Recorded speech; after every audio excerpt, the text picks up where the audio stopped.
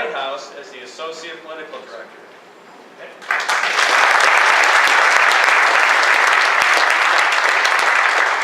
Bill Palladino is certainly no stranger to residential development and has played a key role in forming the Buffalo landscape since he was 17 years old. He's been doing it not too long.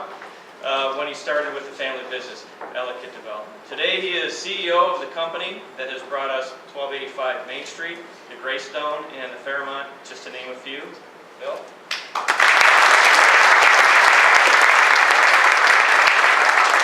Since 2002, Jake Schneider's company, Schneider Design Architects, where he is CEO, is focused on adaptive reuse of underutilized and or derelict buildings in Buffalo's downtown core. His company's projects include historic warehouse lofts, the lofts at 136, and Achievement Apartments. Welcome, Jake. Okay, before I turn it over to Jonathan, I thought it might just be useful for the panelists to get kind of a sense of the types of people who are in the audience today. So I'm just going to ask a few questions. Just raise your hand if you fall into one of these categories. So how many government representatives do we have, either representatives of elected officials or work in government in one shape or form? Not too many, few. How many business people do we have? I guess to a certain extent we're all business people. A lot of business people here. How many currently live in the city of Buffalo? Question. Vast majority, I would say. Who owns their own home in the city? A lot of people there. And how many rent in the city?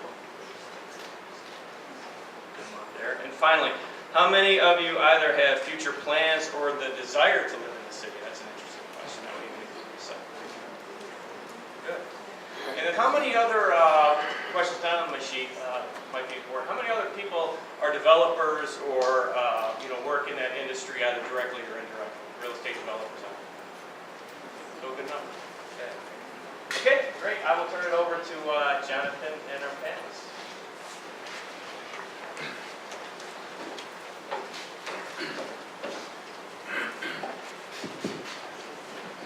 Okay.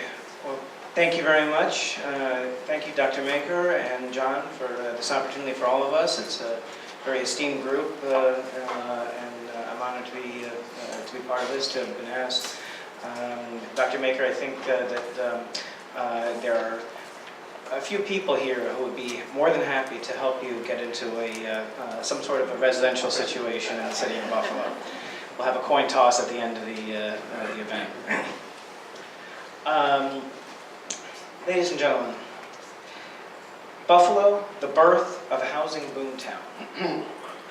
That's likely a phrase that no one here thought would ever be associated with Buffalo in the same title, at least not in perhaps last century.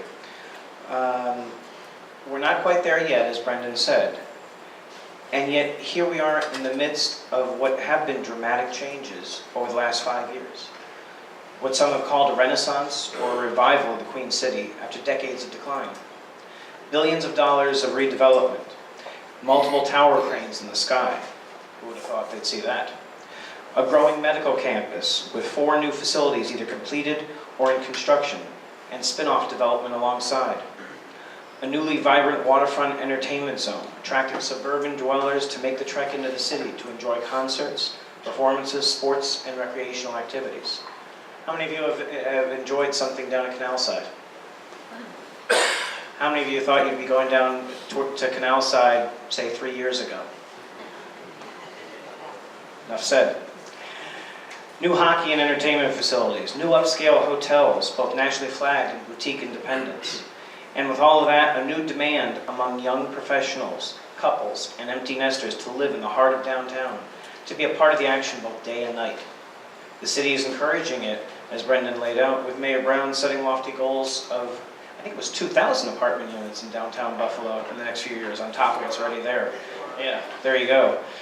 That's given rise to a flurry of reuse projects, taking old warehouses, industrial complexes, office buildings, churches, and schools, and turning them into new and unique apartment buildings, drawing rents upwards of $1,200, $1,500, $2,000, and even $2,500 per month in a city where rents rarely exceeded $1,000 in the past. And they're filling up.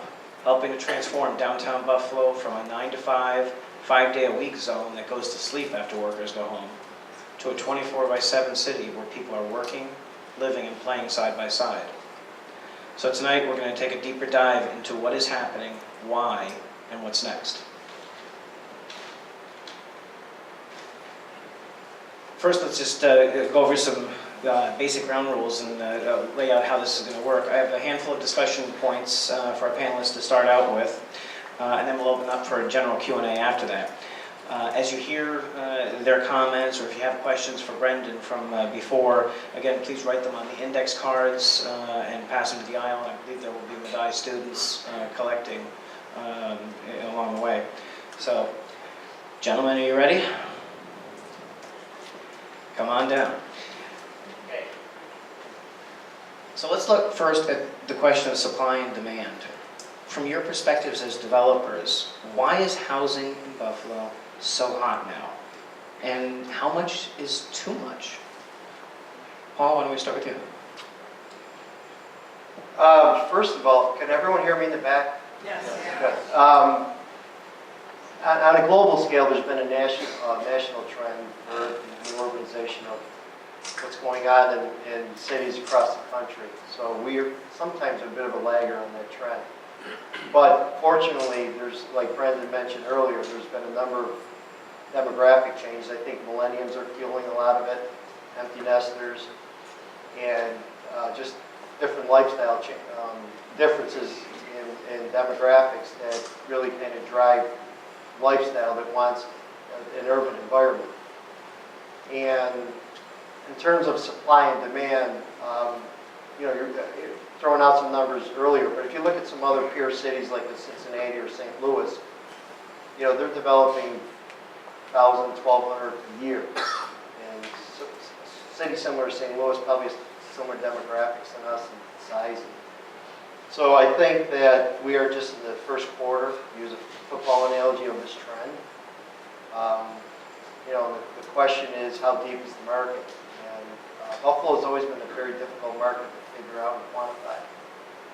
I think that's one of the reasons why you see everyone here on the panel, we're local developers, because you really have to go by your gut instinct on what we think that our projects, there's going to be demand out there for our projects. So the real question is, I don't know. And I think as long as we continue to do good quality projects and create a want-to-be-there environment together with the city and other, stakeholders out there, I think that this trend is going to continue. Nick? Sure. Is that? How about now? Hear me now? All right. I'm Italian, so I can talk loud in case it's not working. But working. I know. Take some down Italian. So I would agree with what Paul had said. Supply was for 30 years there was no new supply.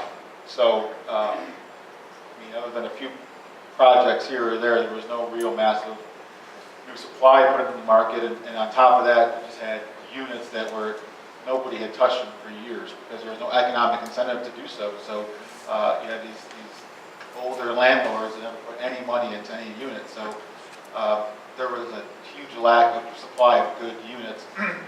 And then on the demand side, everything that Paul said is true, and then you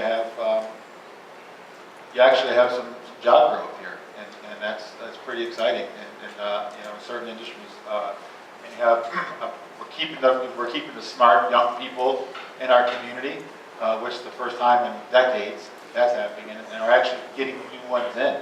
So that's also very exciting. So I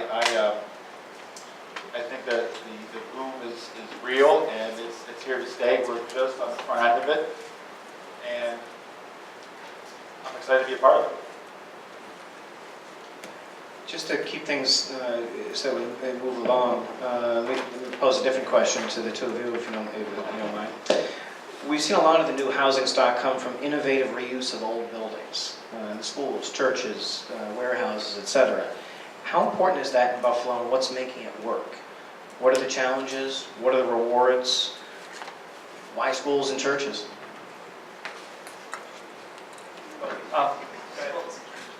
We've done a lot of schools and churches at this point.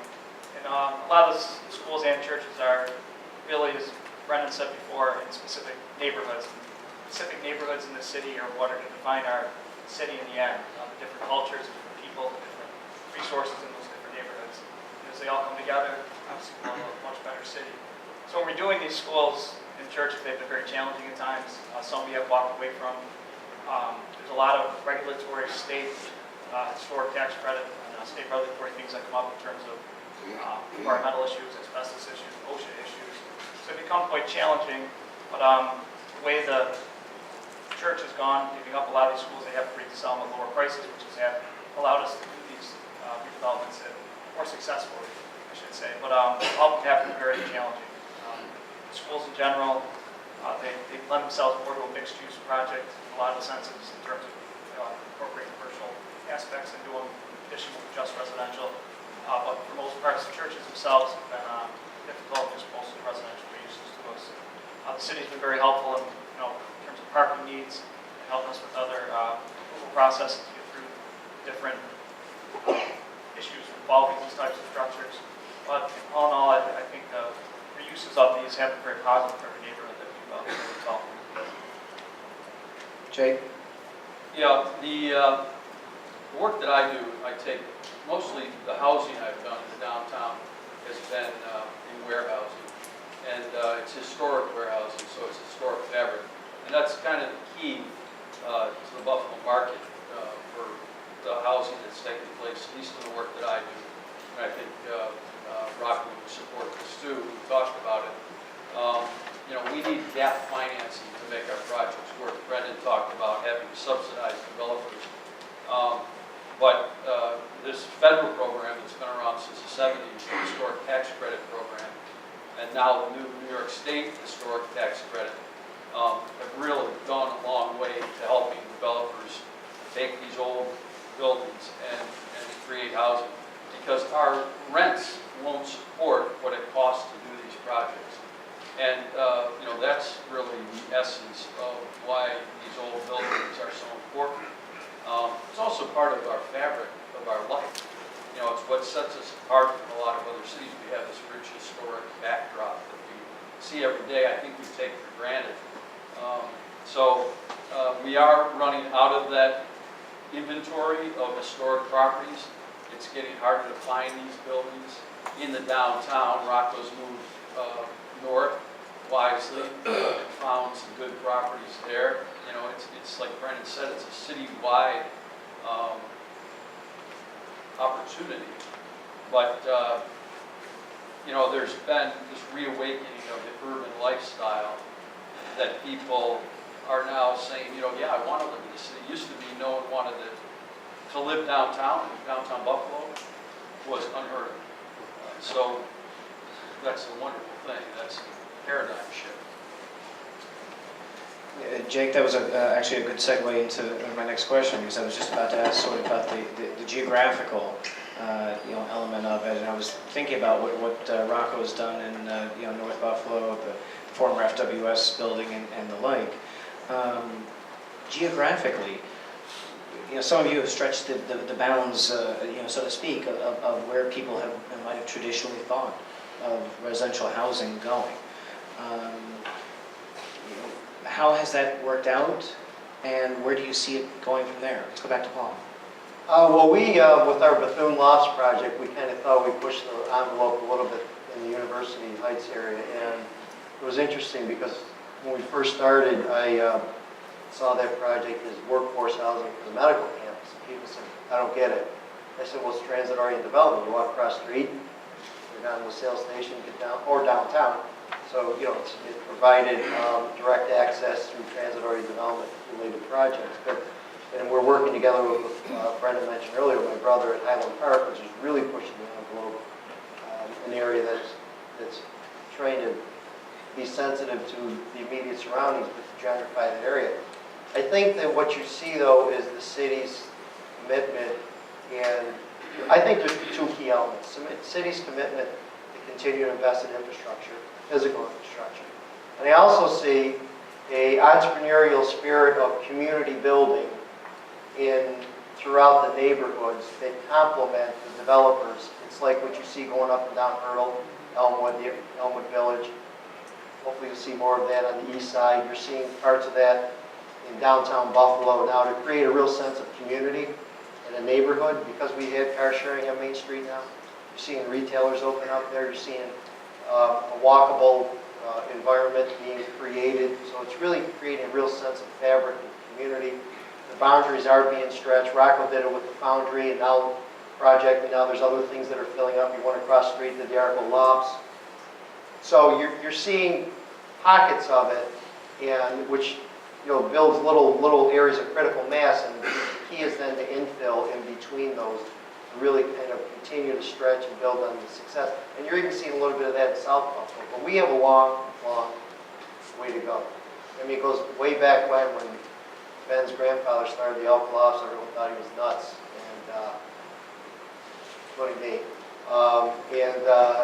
It's interesting to see how he was way ahead of his time and how the rest of the world has caught up to that. Like I said, we have a long way to go. Nick, you've also done some things along those lines.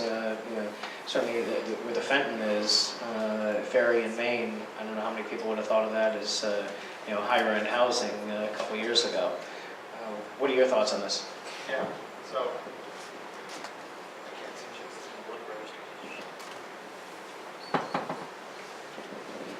So, I'll just project.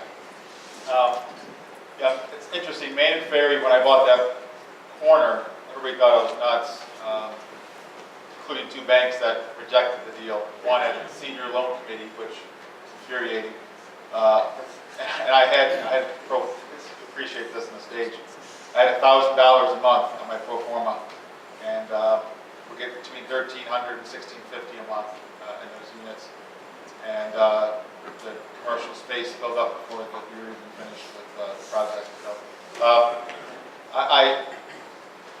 I personally like Main Street in that area between Canisius and Medical Campus, because you're pushing off of what I would call really healthy flesh from Allentown and Elmwood Village and then Medical Campus up. So we're very bullish on the Near East Side, and we're going to continue to develop housing as we come in off of Maine into Maston and Michigan and on the Ferry corridor. Okay, the next question, I guess it's the chicken or egg question, you might say. Which comes first? Do the services, the location of services, affect where you look, or do the services follow the development? Who sets the tone? Go ahead, Bill. I think you need the people before the services are going to come in a lot of areas. In Buffalo, though, fortunately, but unfortunately, there are many neighborhoods that have been distressed for a long time that do have many services in them, and the residential is sort of following in terms of the immigrant neighborhoods. They're coming in, reopening up businesses, opening up new businesses, pursuant to wherever they immigrated from, and also them investing in the housing stock in those neighborhoods. But whether it be in Ohio Street, you're seeing a lot in the First Ward right now. There's a lot of residential there, and we expect a lot more services to start coming in that area. Upper Niagara Street, the same. There's a lot of residential investment going on up there. We expect a lot more services to come in the future. We've talked a lot over the years. We haven't quite been able to get those services there. But now we're able to talk about all the residential aspects. We get to drive around the neighborhood, show them all the new schools, being the West Buffalo Charter School up there, all the housing stock. Renters sort of moving out, new homeowners coming in, fixing up their houses with single family owner occupied units. That's all helped, and the more that continues to progress, the more you see the services follow behind. Jake? Yeah, I definitely agree with Bill. You have to have people to drive the services. And, you look at our healthiest commercial strips in the city of Buffalo. We've got the Elmwood Strip surrounded by a very healthy neighborhood. We've got Hurdle Avenue surrounded by a very healthy neighborhood. The reason those commercial strips are thriving is because people care about their neighborhoods and they want to shop and go to, get a cup of coffee and do all the things that are great about living along the Elmwood Strip. Downtown, we don't have the density yet to demand those services. So we're trying to create this downtown neighborhood. I don't know when the tipping point will occur, if it's occurring already, but when we get there, I think you'll start seeing some of our first floor vacant spaces being snatched up for those services. One of the things I liked about Niagara Street, where we're doing our current project, is that there's a neighborhood there already, and there's already a commercial environment that is really rich and diversified, which I think is, compared to the other projects I've done, which have been kind of on the southeast corner of the central business district where there wasn't a lot of neighborhood, I think it's going to be a refreshing change for us.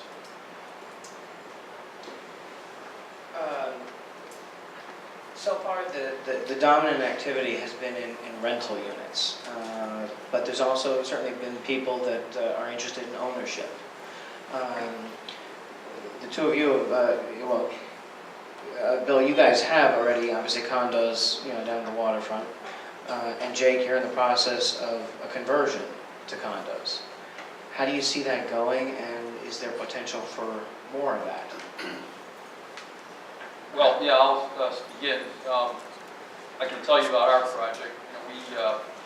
We did a historic adaptive reuse project at 210 Ellicott, the historic warehouse lofts, and using the gap financing, we were able to build that project affordably.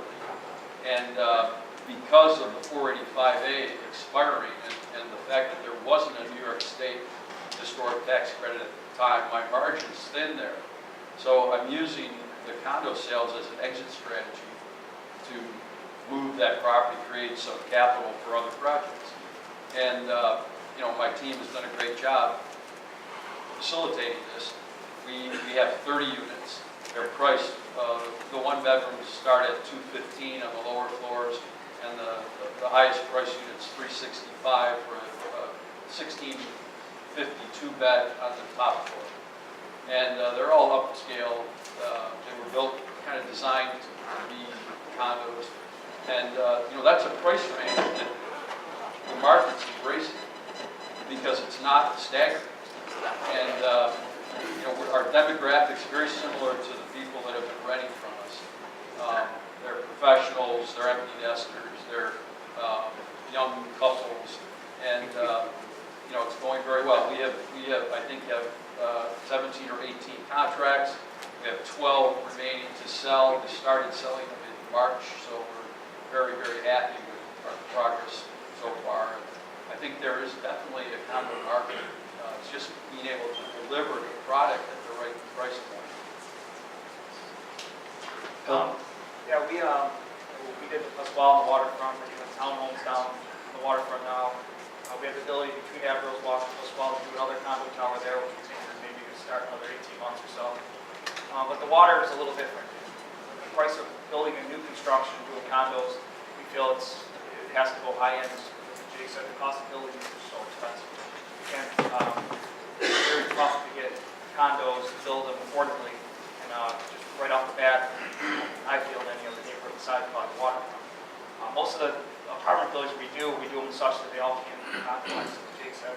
It's always a plan B for us to get out, because a lot of the projects, after the subsidies wear off, some of them honestly, they're still not making any money, and when you're taking the taxes, they're actually losing money with the rentals you're getting.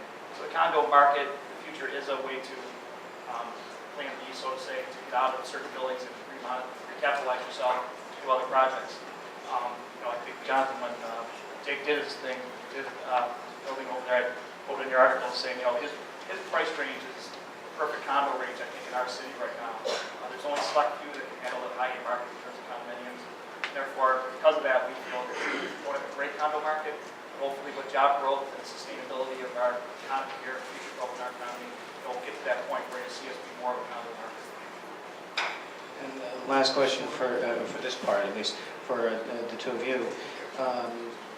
Given that not all the infrastructure is necessarily there for housing residents downtown, How receptive are you finding people to, living in some of these areas when it's still not quite maybe what, they might be expecting, especially for out-of-towners, maybe coming in from a New York or Chicago or something like that? How is it working out?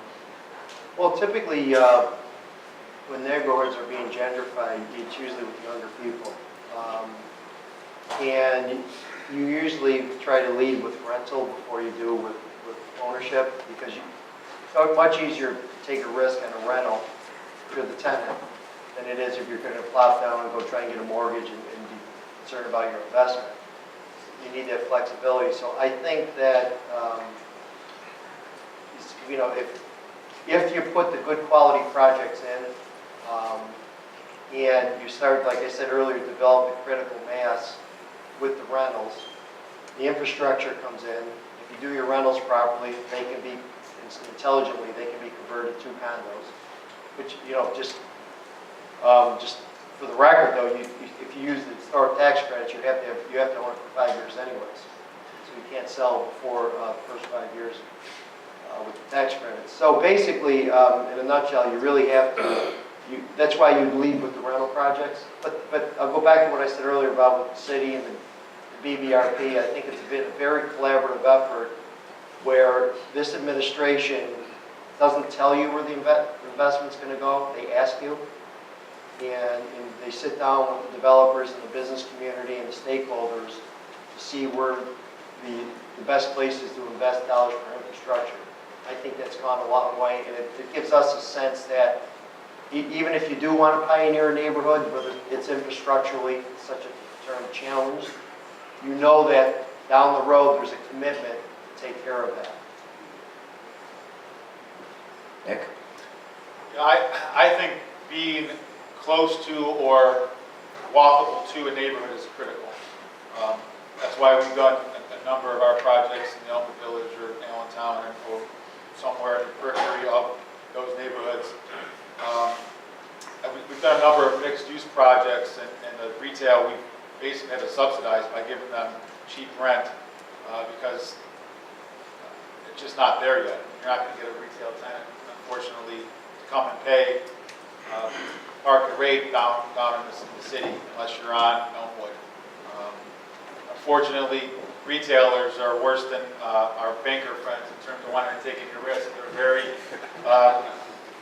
data-driven, and they want to see years worth of demographics and data around their location before they're willing to take on that lease. So in many cases, and we've all done it up here. Rock, we've been doing it for years, sort of subsidizing the retailers to be there as an amenity for the folks that live in the neighborhood or live in your property.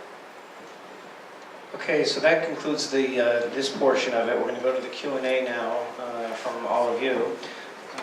So I'm going to move over to the podium. Brendan, would you like to come up here?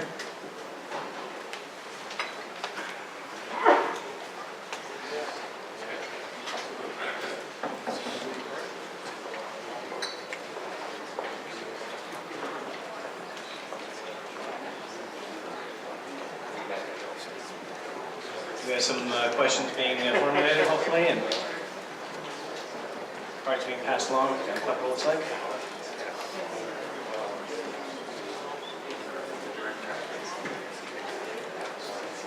Okay, first question. What would happen if the city had free parking?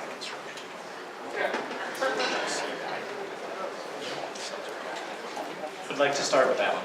Not me.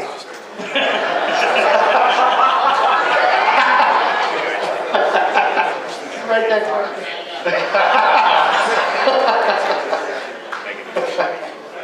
Paul, you might have just invited yourself to open up. In the spirit of full disclosure, own all-pro parking. And I think that for a city to be successful, it goes back to what Nick's been talking about, and is to create a very vibrant, walkable city first and foremost. This infatuation we have with parking in the city just blows my mind. I mean, if you ever read Jeff Speck's book on, which is really the Bible on designing walkable cities and communities, it just amazes me that we still have this infatuation with parking in this community. And I think first and foremost, we have to plan a city that's pedestrian oriented first, mass transit oriented second, vehicular oriented third.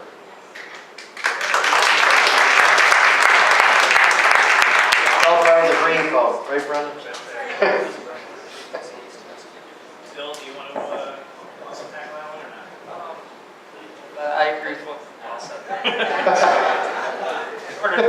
I mean, people drive now because, I mean, you can't. It's not as busy in our downtown, our cities. The density isn't quite there the way we want it. So if we keep building residential downtown, but we ultimately just need more jobs here too, more big businesses to come here. And to more, solar city is very sustainable or not, I don't know, but more companies such as that, they're going to bring, mass amounts of jobs to the city, to the downtown core.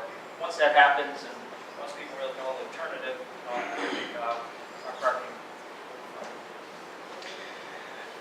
I'll be a believer when there is a full-service grocery store other than Tops